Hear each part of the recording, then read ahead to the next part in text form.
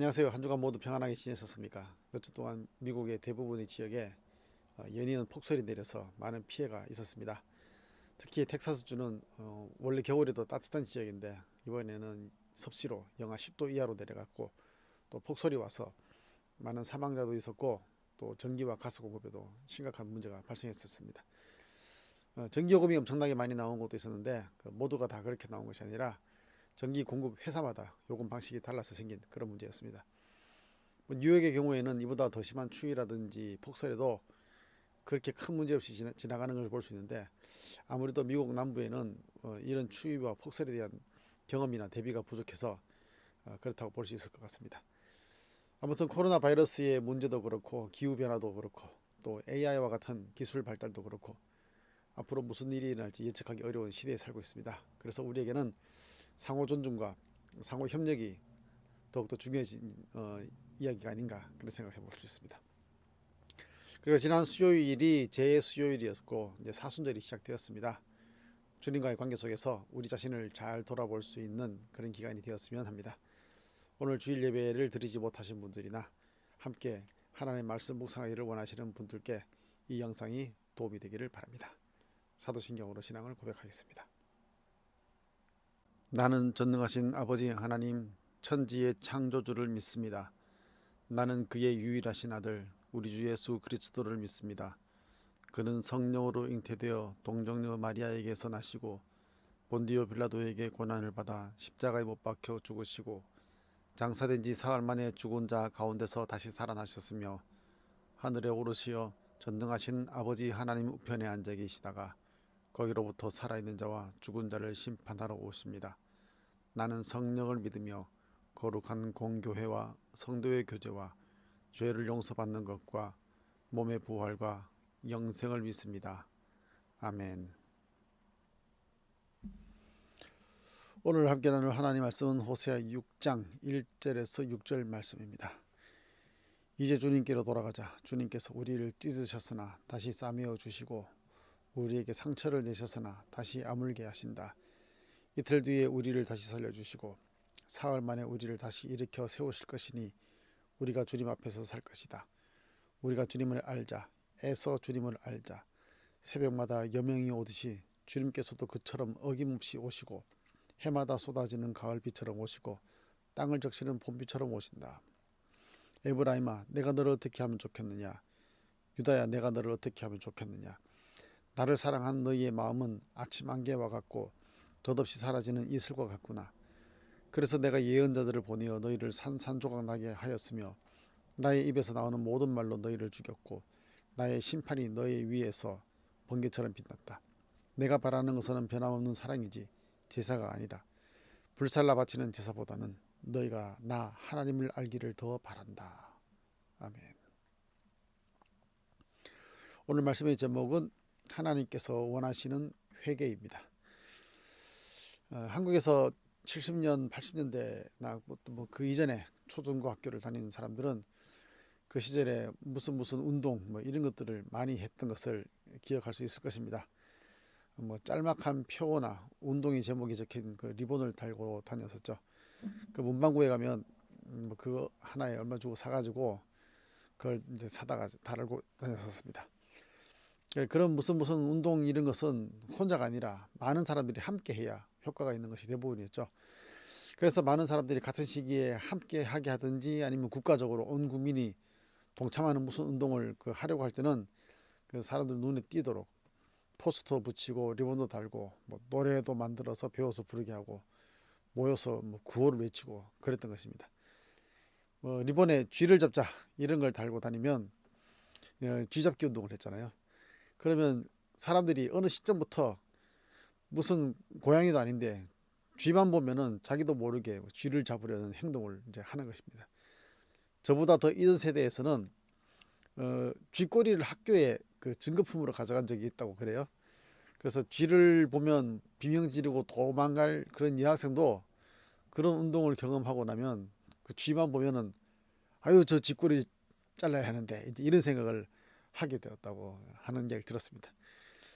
요즘같이 팬데믹 상황에서는 적은 수의 사람들이 마스크를 착용하는 것보다는 대다수의 사람들이 착용하는 것이 훨씬 더 효과적이기 때문에 그 한국말로는 운동이잖아요. 운동인데 영어로는 캠페인, 이런 것을 통해서 같은 행동을 쑥스러움이나 거부감 없이 할 수 있게끔 유도하는 그런 것입니다. 뭐 교회에서도 기도 운동, 뭐 말씀 읽기 운동, 그다음에 뭐 회개 운동 등등을 하기도 하는데, 함께 그것을 할 때 아무래도 혼자 하는 것보다 더 실천할 가능성이 높아지는 것이죠. 신약 시대에도 회개 운동과 세례 운동이 있었습니다.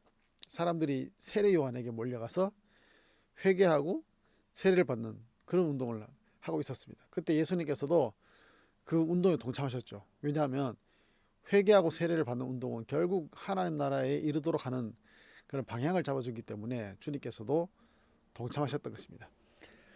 그 이전 시대에도 구약과 신약 뭐 중간 시기에도 지혜 운동이 있었고요.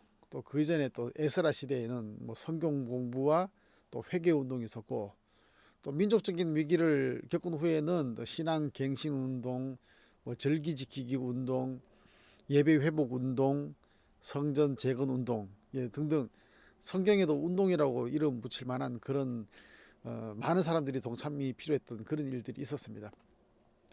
말씀 운동의 경우 신명기부터 나오는데 아마도 뭐 리본 달기의 원조가 아니겠냐 하는 생각이 들죠.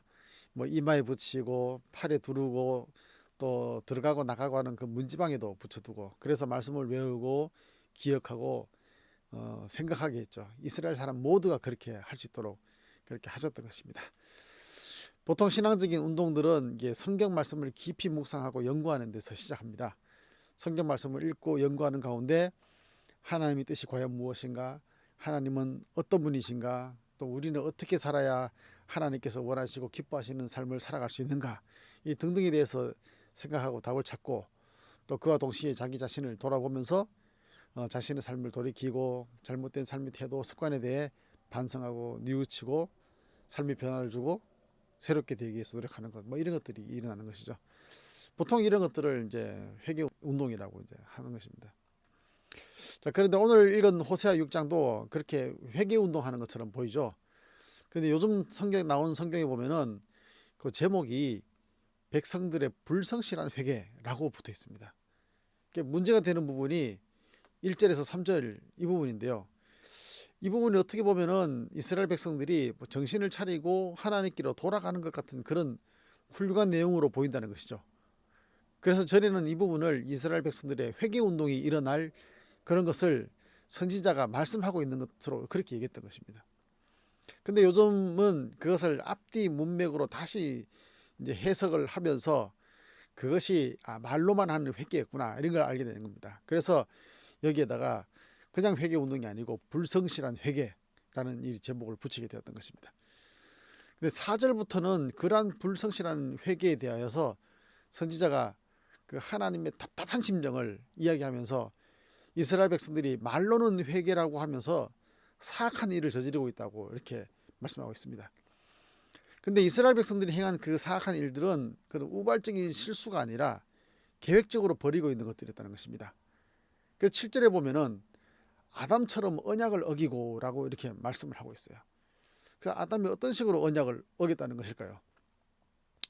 아담은 하나님께서 금지했던 그 어떤 행동에 대해서 잘 기억하고 있었고, 또 이러면 안 되는데 하는 그런 마음속으로 생각하는 것도 있으면서도 그것을 하와한테 책임을 슬쩍 떠밀고는 아무것도 모르는 채 하면서 금지된 열매, 선악을 알게 하는 그 열매를 하와가 먹고 또 자기도 먹게 되었다는 것입니다.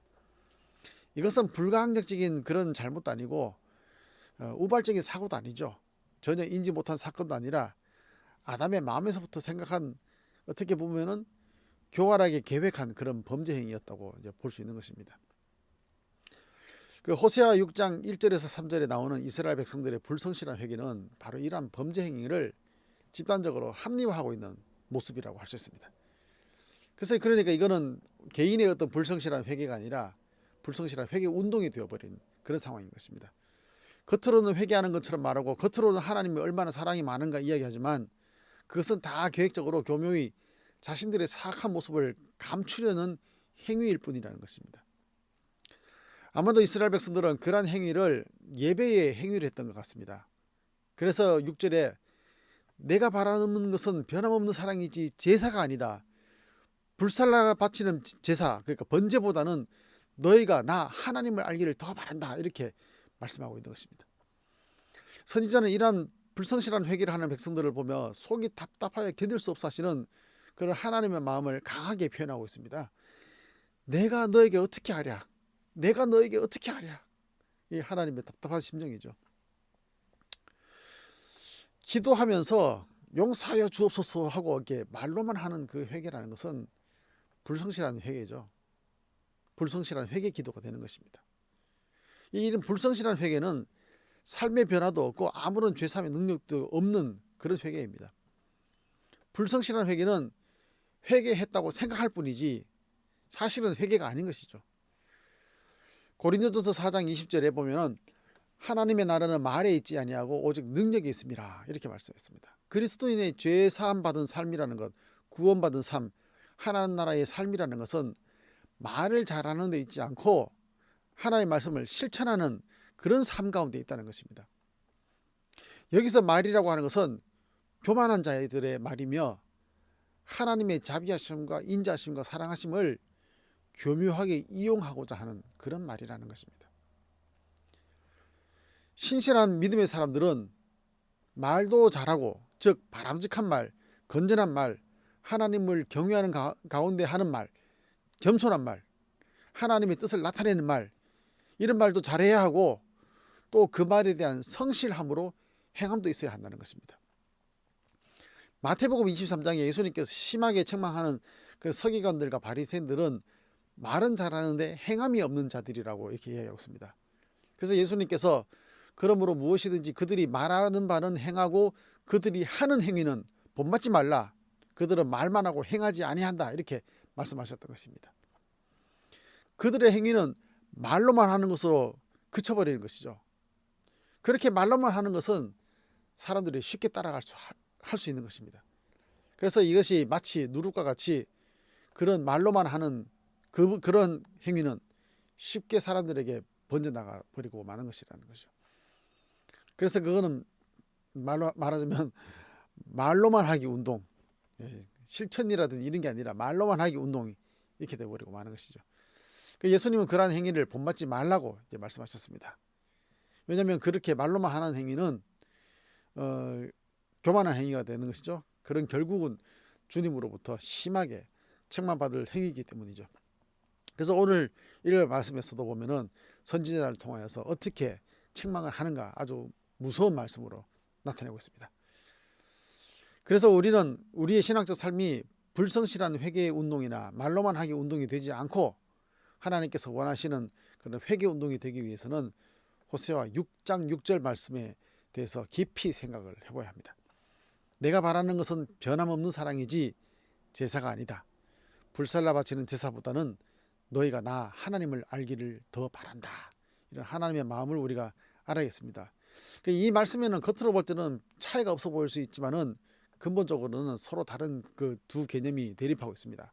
하나는 희생제사와 제물이라는 어떤 종교적 제의가 강조되면서 의무를 수행하는 것이고, 또 다른 하나는 하나님을 사랑하고 그 신실한 관계가 더 중요하게 여기지는 것입니다. 그래 호세아서뿐 아니라 성경 곳곳에서도 이 두 개념이 서로 대립되는 이야기로 나오고 있는데요. 예수님께서도 이 부분에 대해서 바리새인들과 갈등을 하고 있습니다. 성경에 몇 번 예수님이 율법의 규정을 어기는 그런 장면이 나오는데요. 그때마다 바리새인들은 그것을 비난합니다. 그러나 예수님은 여기에 대해서 무엇이 더 중요한가를 이제 말씀하고 있는 것이죠. 그래서 율법의 규정을 지키는 일이 중요한가, 아니면 사람을 살리고 돌보는 것이 중요한가, 이런 질문을 하는 것을 볼 수 있습니다. 요즘처럼 코로나 바이러스로 인해서 사람들의 안전이 위협받고 있을 때에 예배의 외형적인 모습을 잘 나타내기 위해서 위험을 무릅쓰고서라도 어떤 형식적인 것을 수행해야 하는가, 아니면 성도들과 주변 이웃들에 대한 관심을 가지고 그들의 안전을 위해서 어느 정도 형식적인 것을 포기해야 하는가, 그 생각해 볼 필요 있겠죠. 인간관계에서도 형식적인 관계와 어떤 정서적 의사소통이 되는 관계는 분명히 다른 것을 알 수가 있습니다. 그래서 호세아서에서 말씀하고 있는 하나님께서 원하시는 회개 운동이 되기 위해서는 잘못을 뉘우치는 말을 많이 하는 것보다는 하나님을 사랑하는 것이 더 중요하게 여겨져야 한다는 것입니다. 회개는 잘못을 뉘우친다는 뜻도 있겠지만 의미적으로 볼 때 자기중심적인 생각에서 벗어나서 상대방에게 진정한 관심을 갖는다, 이런 뜻도 있다고 생각해 볼 수 있습니다. 형식적인 관계에서 정서적 의사소통이 되는 관계로 바뀌는 거죠. 그런 외형적인 관계에서 무의미한 관계가 되는 거죠. 거기에서 이제는 공감적인 관계가 되는 것을 의미한다고 볼 수 있습니다. 지난 수요일부터 사순절 기간이 시작되었는데 회개와 죄사함에 대해서 이제 관심을 많이 갖는 기간이기도 합니다. 우리가 무엇을 잘못했는가에 대해서 집중하면서 회개와 죄사함에 대해서 생각하게 된다면 자칫하면 혼자 말하고 혼자 용서를 선언해버리는 불성실한 회개로 이어질 수 있다는 것을 생각해 볼 수 있습니다. 하나님께서 원하시는 회개, 즉 하나님께서 우리를 사랑하신다는 것에 대한 깊은 인식과 공감, 그리고 이웃을 사랑하는 삶의 실천, 배려, 존중 등에 우리가 더 관심을 가져야 할 것이라고 봅니다. 그래서 의미 있는 사순절 기간을 가질 수 있는 우리 모두가 될 수 있기를 소망합니다. 기도하겠습니다. 우리를 사랑하시는 하나님, 오늘 말씀을 통하여 우리 자신의 모습을 돌아보게 하시니 감사드립니다. 과연 우리는 형식적인 종교인의 모습으로 살아가고 있는지, 하나님을 사랑하는 자로서 하나님과의 관계 안에서 살아가고 있는지 돌아보게 됩니다. 우리 주님의 말씀과 주님의 고난의 의미를 묵상하는 사순절 기간을 맞이하여서 우리를 향한 하나님의 사랑을 다시금 깊이 생각하게 하시고 주님을 향하여, 이웃을 향하여 성실한 삶을 살아가는 우리들이 되게 하여 주옵소서. 예수님 이름으로 기도드립니다. 아멘.